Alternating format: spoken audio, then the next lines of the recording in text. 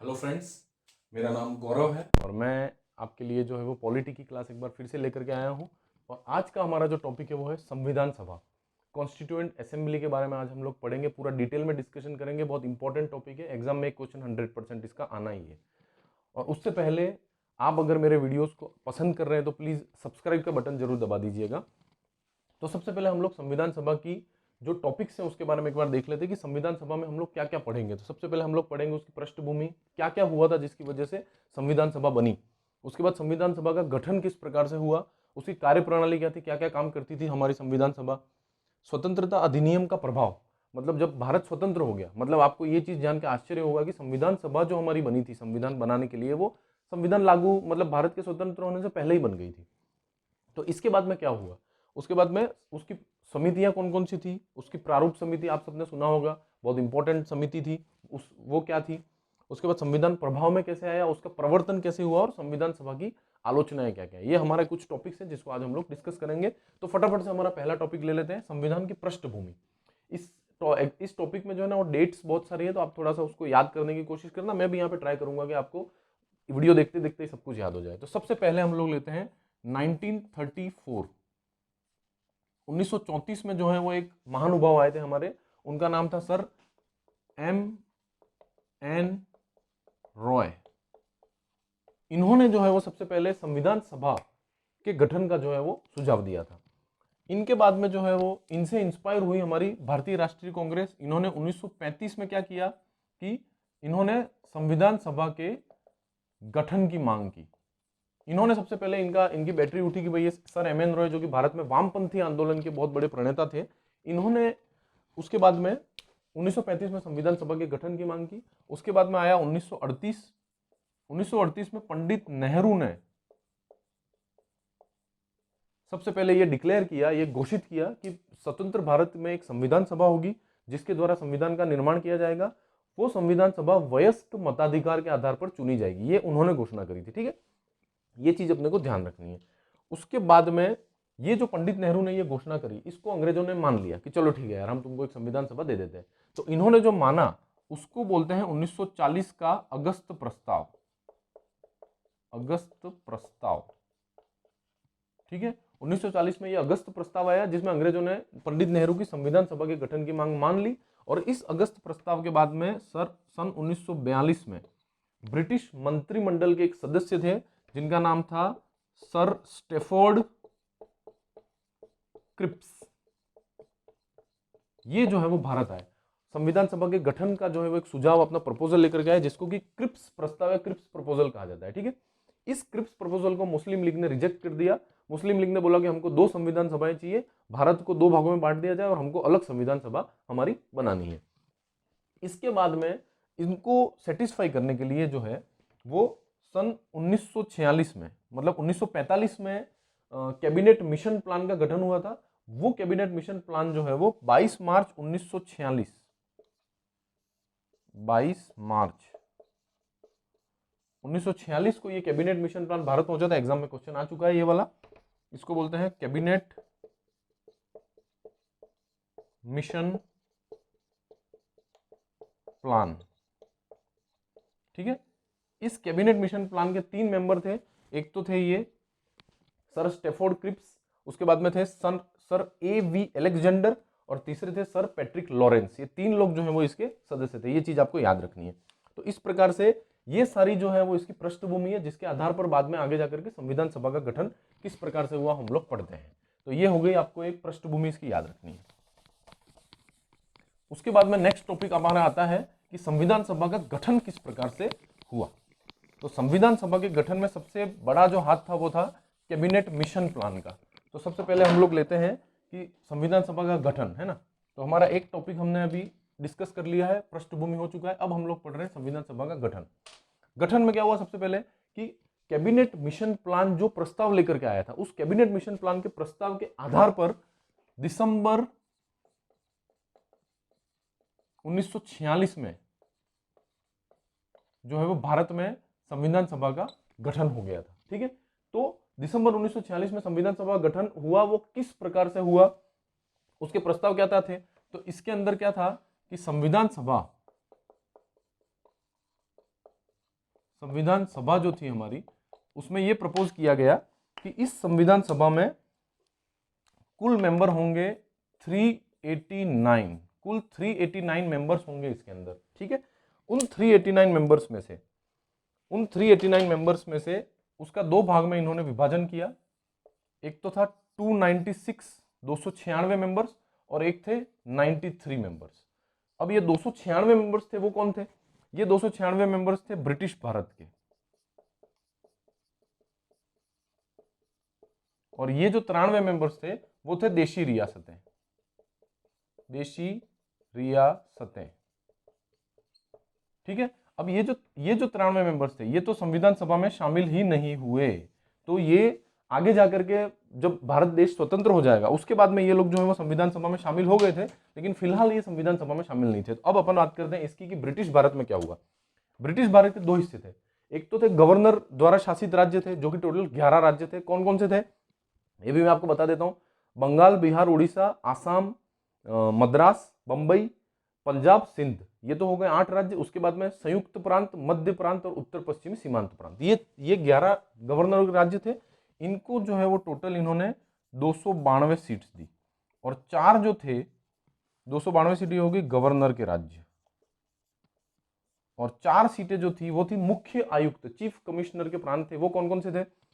वो थे दिल्ली, कुर्ग, ब्रिटिश बलूचिस्तान और अजमेर मेरवाड़ा, ठीक है। तो ये थे मुख्य आयुक्त के प्रांत, तो कि ये प्रांत थे, ठीक है। और इनका जो है, इन लोगों का चयन कौन करेगा? इनका चयन जो है वो प्रांतीय असेंबली के जो सदस्य हैं उनके द्वारा इन लोगों का चयन किया जाना था। इनका चयन किस आधार पर किया जाना था? इनको सीटों का बंटवारा कैसे था? तो इनमें क्या था कि प्रत्येक राज्य को उसकी जनसंख्या के अनुपात में प्रत्येक, ये जो 11 राज्य और 4 चीफ कमिश्नर के थे इनको तो एक एक सीट मिल गई थी, इनको अपनी जनसंख्या के अनुपात में सीटें आवंटित की गई थी। और जनसंख्या कितनी? तो 10 लाख जनसंख्या, मतलब एक सीट के लिए 10 लाख जनसंख्या के ऊपर जो है वो इनको एक सीट दी गई थी। अब इसमें क्या था कि इन्होंने जो सीटें थी उसको भी 3 भागों में डिवाइड कर दिया था। कौन कौन सी थी ये तीनों? एक तो थे मुस्लिम, एक थे सिख, और तीसरा थे अन्य, ठीक है। मुस्लिम, सिख और अन्य, 3 भागों में इसको इन्होंने डिवाइड कर दिया था। किस प्रकार से? अब देखो, प्रांतीय असेंबली कौन सी थी? प्रांतीय असेंबली भारत शासन अधिनियम 1935 के अंतर्गत जो चुनाव हुए थे उसके अंदर प्रांतीय असेंबली का गठन किया गया था। उन प्रांतीय असेंबली के सदस्य, तो उसमें जो मुस्लिम, सिख और अन्य, ये 3 भाग थे। तो जैसे मुस्लिम अगर कोई कैंडिडेट खड़ा हुआ है तो प्रांतीय असेंबली के जो मुस्लिम सदस्य थे वही इसके लिए वोटिंग करेंगे, ठीक है। सिख है तो वो भी प्रांतीय असेंबली के सिख सदस्य, और अन्य तो अन्य, बाकी सब दूसरे। तो इस प्रकार से हमको ये चीज ध्यान रखनी कि उसी धर्म के सदस्यों के द्वारा इसमें वोटिंग की जानी थी। अब इसका वोटिंग का जो तरीका था, मतलब इसका जो चयन, इनका जो वोटिंग हुई थी। अब ये प्रांतीय असेंबली के जो सदस्य थे इनका खुद का चयन जो है वो सीमित मताधिकार, आपको अगर 1935 वाला मेरा जो पुराना वीडियो देखेंगे तो कुल 10% लोगों के पास में ही यहाँ पे मताधिकार था और इनका चुनाव किया गया था। तो एक तो इनके पास ही सीमित मताधिकार था, उसके बाद में इन्होंने इनका चयन किया था, और वो भी कैसे किया था? इसकी एक पद्धति है जिसका नाम आपको याद रखना है। इस पद्धति का नाम है आनुपातिक प्रतिनिधित्व द्वारा एकल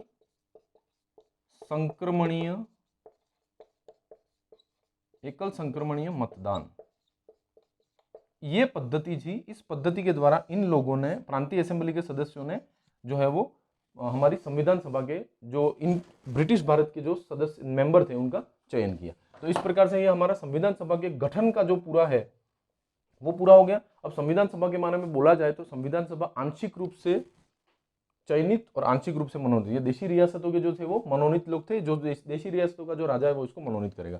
आंशिक रूप से चयनित थी, आंशिक रूप से मनोनीत निकाय थी, और उसके बाद और जो चयनित थे उनका खुद का चुनाव भी एक सीमित मताधिकार के आधार पर किया गया था। मतलब कि संविधान सभा को वयस्क मताधिकार के आधार पर इसका चुनाव इनके सदस्यों का नहीं हुआ था, ये अपने को ध्यान रखना है।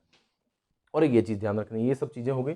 और लेकिन फिर भी उस टाइम पे महात्मा गांधी जो थे वो संविधान सभा के सदस्य नहीं थे। उसके अलावा लगभग सभी धर्मों, सभी जातियों के लोग थे और सभी बड़ी बड़ी हस्तियां संविधान सभा में शामिल थी। ये चीज हमको ध्यान रखनी है। उसके बाद में हम लोग हमारा अगला टॉपिक लेते हैं। संविधान सभा का गठन ही बहुत इंपॉर्टेंट टॉपिक है अपने आप में। इसमें से एक क्वेश्चन आना जो है वो बहुत ही पॉसिबल है, अवश्यंभावी भी हो सकता है। अगला देखते हैं कि संविधान सभा की हमारी कार्य प्रणाली क्या थी। तो इस संविधान सभा की कार्य प्रणाली में 3 डेट्स हैं। एक तो है 9 दिसंबर 1946, अगली आती है 11 दिसंबर 1946 और तीसरी आती है 13 दिसंबर 1946। ये 3 डेट्स हमको याद रखनी है। देखो, संविधान सभा का गठन जो है वो दिसंबर 1946 में हो गया था। इन सब के चुनाव वगैरह सब हो गए। इनके चुनावों में अपन एक छोटी सी चीज देख लेते हैं। इनके चुनाव में जब संविधान सभा की इलेक्शन हुए, इलेक्शन में कांग्रेस को जो है वो 208 सीट मिली थी और मुस्लिम लीग को जो है वो 73 सीट मिली थी। 15 जो है वो निर्दलीयों को मिला था। ये भी ध्यान रखना है। अब देखो, 9 दिसंबर 1946 को क्या हुआ, संविधान सभा की पहली बैठक हुई। ठीक है, और पहली बैठक में क्या किया कि सबसे पहले इन्होंने एक अंतरिम अध्यक्ष, अस्थायी अध्यक्ष नियुक्त किया, फ्रांस की तरह, फ्रांस की तर्ज पे। मतलब फ्रांस में भी ऐसे ही होता है कि अस्थायी अध्यक्ष में नियुक्त किया जाता है। इसमें किसको बनाया गया, सच्चिदानंद सिन्हा को, सच्चिदानंद सिन्हा, इनको बनाया गया। उसके बाद में ये इसकी अंतरिम बैठक इसकी समाप्त हो गई। उसके बाद में आता है दूसरी बैठक, और इनको क्यों बनाया गया, क्योंकि ये वरिष्ठतम सदस्य थे। अब दूसरी बैठक हुई 11 दिसंबर 1946 को। इसके अंदर जो है वो अध्यक्ष बनाया डॉक्टर राजेंद्र प्रसाद को,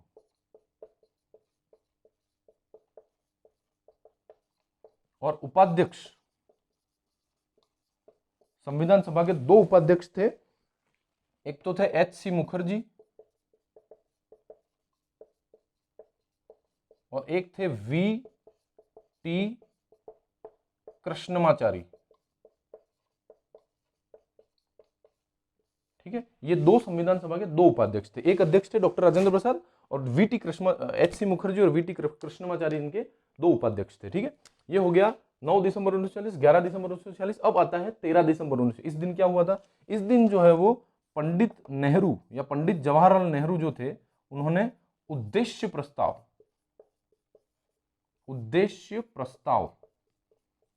संविधान सभा में पहली बार रखा था संविधान सभा के सामने। ठीक है, उद्देश्य प्रस्ताव क्या था, इसके अंदर हमारे संविधान का की जो क्या बोल सकते हैं, उसका जो फिलोसॉफिकल जो बैकग्राउंड है वो जो था, वो संविधान का किस प्रकार से संविधान किन किन आदर्शों पे आधारित होगा, वो चीज इन्होंने उद्देश्य प्रस्ताव में लिखी थी। और यही उद्देश्य प्रस्ताव बाद में जाकर के हमारे संविधान की प्रस्तावना बना था, यह ध्यान रखना है। और इस उद्देश्य प्रस्ताव जो 13 दिसंबर 1946 को बना, उसको 22 जनवरी 1947 को संविधान सभा के द्वारा अंगीकृत कर लिया गया था। ठीक है, ये हो गई, और ये उद्देश्य प्रस्ताव आगे जाकर के संविधान की प्रस्तावना बना। अब आते हैं अपन अगला टॉपिक। ये हो गया हमारा नेक्स्ट टॉपिक, जिसका नाम था संविधान सभा की कार्य प्रणाली किस प्रकार की थी। उसमें ये 2-3 डेट्स अपन ने याद कर ली। अब अपन देखते हैं अगला।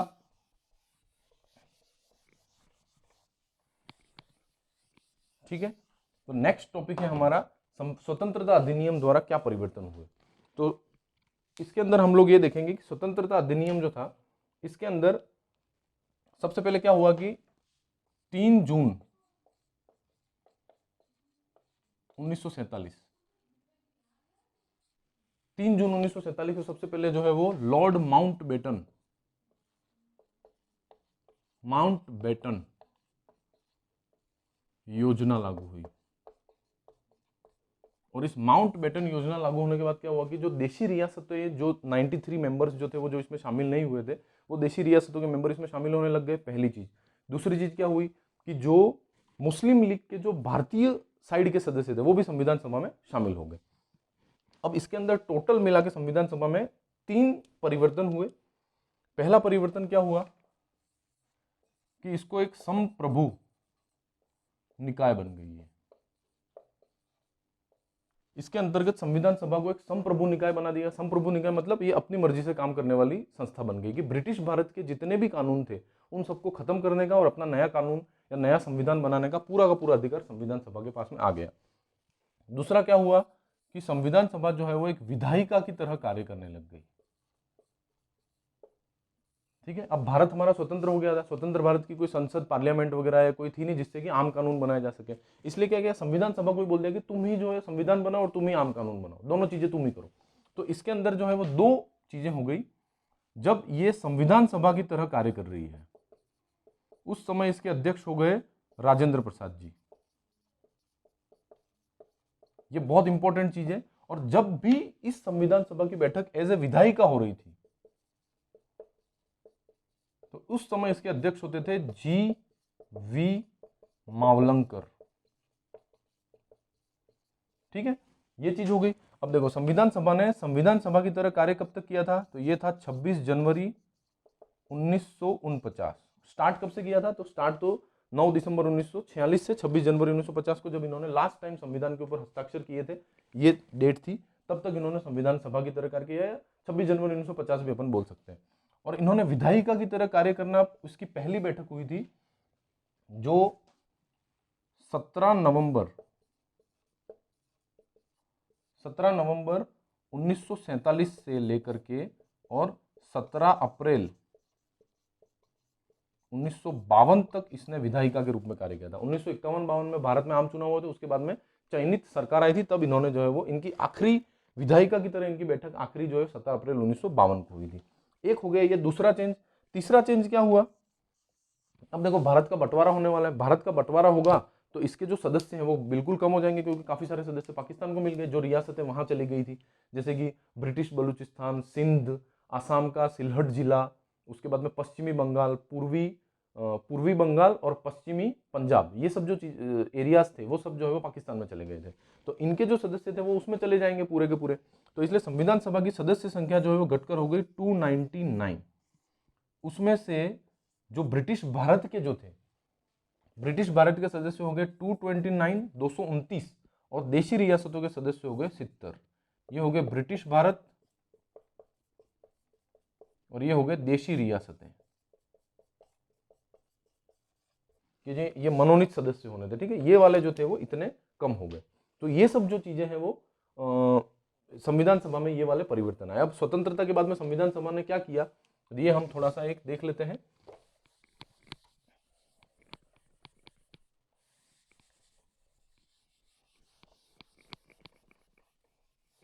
एक तो 2-3 अपने को तारीखें याद रखनी है। सबसे पहले तो 22 जुलाई 1947 को इन्होंने राष्ट्रमंडल की सदस्यता, भारत की जो राष्ट्रमंडल कॉमनवेल्थ की सदस्यता थी उसका सत्यापन इन्होंने कर दिया। दूसरा था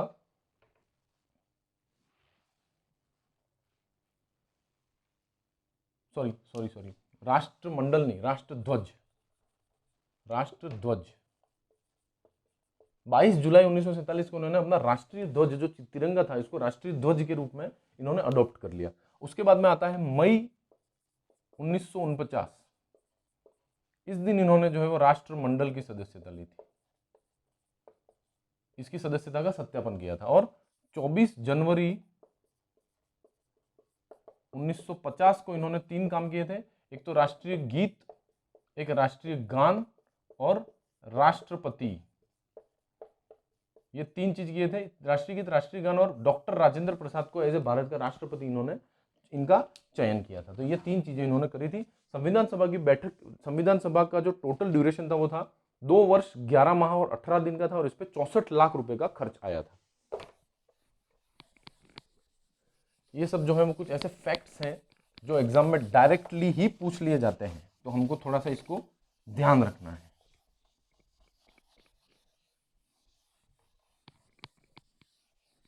अब आता है अपना अगला टॉपिक, संविधान सभा की समितियां कौन कौन सी थी। तो मेनली जो है वो अपन ग्रुप्स में पढ़ेंगे, तो अध्यक्षता के हिसाब से तो पहले अध्यक्ष यहां पे अलग अलग समितियों में जवाहरलाल नेहरू। ठीक है, ये 3 समितियों के अध्यक्ष थे। एक तो थी संघ शक्ति समिति,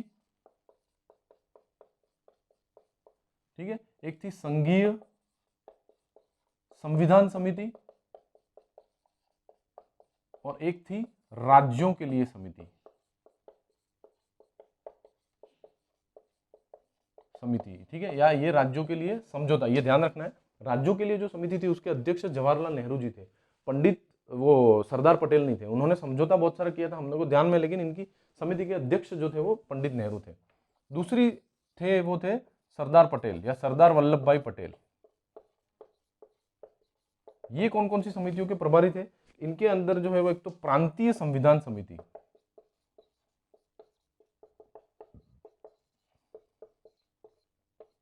और इसके अलावा थी एक समिति थी मौलिक अधिकार, अल्पसंख्यक और पिछड़ी जातियों और जनजातियों के अधिकारों से संबंधित जो समिति थी उसके सदस्य, उसके अध्यक्ष जो थे वो सरदार पटेल साहब थे। तीसरी थी हमारी एक तो संचालन समिति और एक प्रक्रिया या नियम समिति। इसके जो अध्यक्ष थे वो थे डॉक्टर राजेंद्र प्रसाद। ये इतना इंपॉर्टेंट नहीं है। चौथी सबसे इंपॉर्टेंट समिति थी संविधान की प्रारूप समिति, ठीक है। संविधान की प्रारूप समिति अपन यहीं से डायरेक्ट यहां पे ले लेते हैं। संविधान की प्रारूप समिति के अध्यक्ष थे डॉक्टर भीमराव अंबेडकर,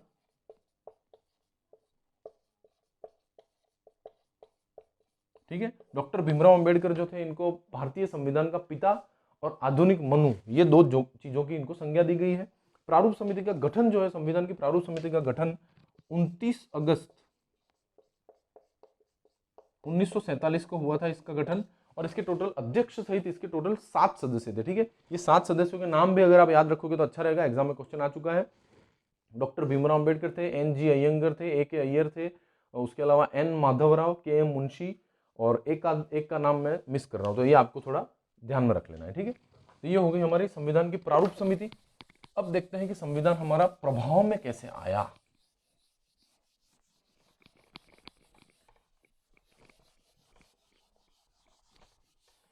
संविधान का जो प्रभाव में आया उसके अंतर्गत ये चीज हुई कि सबसे पहले उसके अंदर अपने को 2 तारीखें याद रखनी है, उसके ज्यादा कोई इंपॉर्टेंट ज्यादा नहीं है। सबसे पहले आया 26 नवंबर 1949। इस दिन, ये तारीख कौन सी है?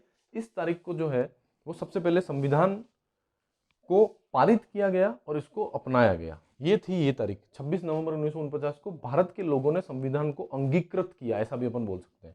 इस दिन जो है वो संविधान के ऊपर फाइनली हस्ताक्षर किए गए थे। कुल 299 मेंबर थे। उस दिन जो है वो 284 सदस्य थे जिन्होंने फाइनल संविधान के ऊपर हस्ताक्षर किए थे, ठीक है। दूसरा आता है हमारा 26 जनवरी 1950। इस दिन क्या था? भारत का संविधान लागू हुआ था, ठीक है। 26 जनवरी 1950 को जो भारत का संविधान लागू हुआ था, उस संविधान के अंदर 8 तो अनुसूची थी, ठीक है। वर्तमान में जो है 12 अनुसूचियां हैं और 395 उसमें अनुच्छेद थे। ये चीज भी अपने को ध्यान रखनी है। उसके बाद में अपना नेक्स्ट टॉपिक आता है भारतीय संविधान का प्रवर्तन कैसे हुआ, मतलब किस तरह से इसको ये प्रकाश में आया, ये मार्केट में कैसे आया, ये चीजें कुल मिला करके। तो इसमें इसके जो कुछ प्रावधान थे भारतीय संविधान के, जैसे कि नागरिकता का प्रावधान हो गया, उसके बाद में चुनावों का जो प्रावधान है वो हो गया, ये सब जो चीजें थी वो 26 नवंबर 1949 को ही प्रकाश में आ गई थी, मतलब लागू हो चुकी थी। उसके अलावा जो भी प्रोविजंस थे वो 26 जनवरी 1950 को लागू हुए थे, ठीक है। ये चीज अपने को ध्यान रखनी है। अब अपन को एक चीज देख लेते हैं कि संविधान को लागू करने के लिए 26 जनवरी 1950 का दिन ही क्यों चुना गया। क्योंकि यहां पे हुआ था दिसंबर 1929 को भारतीय राष्ट्रीय कांग्रेस का लाहौर अधिवेशन हुआ था, ठीक है। उस लाहौर अधिवेशन में पूर्ण स्वराज की दिवस मनाने की घोषणा की गई थी, और वो पूर्ण स्वराज दिवस 26 जनवरी 1930 को मनाया गया था। तो इसी 26 जनवरी 1930 को प्रतीकात्मक रूप से मनाने के लिए इन्होंने 26 जनवरी 1950 के दिन हमारा संविधान लागू करने का दिन चुना था। संविधान सभा की जो मुहर थी या प्रतीक या मुहर के रूप में इन्होंने हाथी को चुना था, और सर BN राव संविधान सभा के लीगल एडवाइजर थे, ठीक है। कानूनी सलाहकार जिसको बोला जाता है। अब अपन एक अपना लास्ट टॉपिक जो है उसको ले लेते हैं कि संविधान सभा की आलोचनाएं क्या क्या हैं। ठीक है, संविधान सभा का गठन हो गया, संविधान सभा ने हमारा पूरा संविधान बना दिया, लेकिन फिर भी इस संविधान सभा में कुछ कमियां थी, उसकी कुछ आलोचनाएं अलग अलग लोगों ने की हैं, तो अपन उन आलोचनाओं की समरी बना देते हैं। पहला तो क्या था कि ये एक प्रतिनिधि निकाय नहीं थी, प्रतिनिधि निकाय नहीं थी। क्यों नहीं थी ये प्रतिनिधि निकाय? इसके अंदर इसको ये कहा जाता है कि संविधान सभा का जो गठन था वो ब्रिटिश प्रोविजन या ब्रिटिश प्रावधानों के अंतर्गत किया गया था, क्योंकि हम सब ने देख लिया है, क्रिप्स प्रस्ताव आया, कैबिनेट मिशन आया, उस कैबिनेट मिशन की जो प्लानिंग थी उसके आधार पर संविधान सभा का गठन किया गया, तो इसलिए इसको कहा जाता है कि ये प्रतिनिधि निकाय नहीं थी। ठीक है, और दूसरी चीज क्या थी कि इसके अंदर काफी सारे जो थे वो मनोनयन वाले जो लोग थे, मनोनीत किए हुए लोग थे, क्योंकि 93 तो उन्होंने मनोनीत कर लिए थे देशी रियासतों ने, और जो हमारे ब्रिटिश भारत के जो चयनित सदस्य थे उनको भी अप्रत्यक्ष रूप से उनका चुनाव किया गया था, तो इसलिए पूरी तरह से ये एक प्रतिनिधि निकाय नहीं थी, वयस्क मताधिकार के आधार पर इनमें चुनाव नहीं किया गया था। दूसरा क्या था? संप्रभुता का अभाव था। इसके अंदर क्या हुआ कि ये इसका जो संविधान सभा का जो गठन था वो हम जानते हैं कि भाई कैबिनेट मिशन प्लान या ब्रिटिश योजना के अंतर्गत हुआ था, इसलिए ये एक संप्रभु निकाय नहीं थी। ये शुरू में बहुत ही मतलब ब्रिटिश उसका जो वो क्या बोलते हैं हस्तक्षेप के अंदर जो है वो इस संविधान सभा का गठन हुआ था। तीसरा हम लोग ले सकते हैं कि इसके अंदर समय की बर्बादी हुई थी, समय की बर्बादी करी इन्होंने। अमेरिका का जो संविधान था वो सिर्फ 4 माह में पूरा कर लिया था अमेरिका की संविधान सभा ने, जबकि हमारी संविधान सभा ने 2 वर्ष 11 माह और 18 दिन टोटल लिए थे, तो इसलिए इसको समय की बर्बादी भी कहा जाता है। चौथा जो है वो हमारा था ये एक दलीय निकाय थी। ठीक है, वो दलीय कौन सा था? कांग्रेस। इसके अंदर जो है वो मैक्सिमम मेजोरिटी ऑफ जो मेंबर्स थे वो कांग्रेस के थे, तो इसको ये कहा जाता है कि ये एक दलीय निकाय थी, इसमें कांग्रेस का जो है वो प्रभुत्व था। और सर विंस्टन चर्चिल जो है, या नहीं सॉरी सर ग्रेनविल ऑस्टिन, ये ध्यान रखना, सर ग्रेनविल ऑस्टिन ने ये कहा है कि संविधान सभा एक दलीय देश का एक दलीय निकाय है। कांग्रेस संविधान सभा ही कांग्रेस ही संविधान सभा है, संविधान सभा ही कांग्रेस है और कांग्रेस ही भारत है। एक दलीय देश का एक दलीय निकाय है, संविधान सभा ही कांग्रेस है और कांग्रेस ही भारत है। ये जो कहा था वो ग्रेनविल ऑस्टिन ने कहा था उस टाइम पे। ठीक है, अब आता है अपना पांचवा कि इसमें हिंदू धर्म का प्रभुत्व था।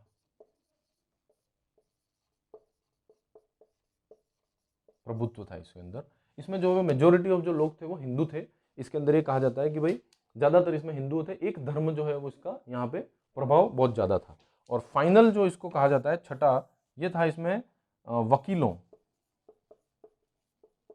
और नेताओं का जो है वो प्रभुत्व था इसके अंदर। तो संविधान सभा की जो हमारी जटिल भाषा है, जो संविधान की हमारी भाषा जो है वो जटिल है, वकीलों की भाषा इसको कहा जाता है, या वकीलों का संविधान इसको कहा जाता है। तो वो इसीलिए कहा जाता है क्योंकि हमारे संविधान सभा में वकील और नेता जो है वो बहुत ज्यादा थे। तो ये हो गए हमारे संविधान सभा के सारे टॉपिक्स, बहुत इंपॉर्टेंट है, एक क्वेश्चन एग्जाम में 100% आएगा, तो पढ़ना स्टार्ट कर दीजिए दोस्तों। Thank you so much and all the best.